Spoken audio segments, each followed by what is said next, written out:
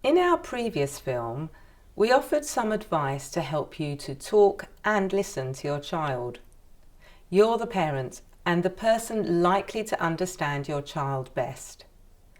But sometimes you may need outside help.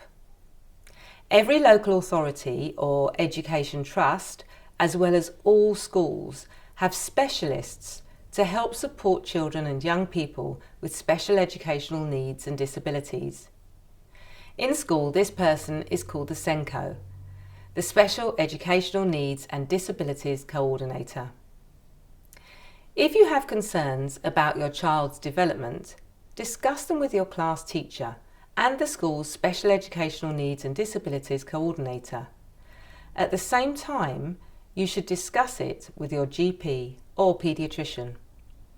It is key that you get support and advice from both areas as soon as possible.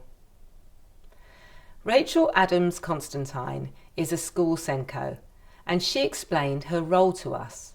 I'm a SENCo, and essentially that means I am the Special Educational Needs Co-Ordinator for my school.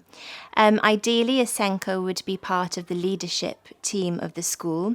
This ensures that special needs is high on the priority list for the school, and it shapes the ethos of the school. Often, the school will pick up on problems, but Rachel believes that the parent is the key person with regards to recognising and responding to signs. This can then lead to early help and intervention. I think the parents are always the first to notice when there's something maybe not quite right with their child, something that you think, unusual behaviours. There's obvious signs to look for if there's a language delay or a physical delay, but there's also quite sort of small signs that parents look out for. And what I hear a lot from parents is that when they're at children's parties or if they're at a play group, they notice things with their children that perhaps sort of stand out to them. And it could be anything. Many parents worry that they're being over-anxious or fuss too much about small things.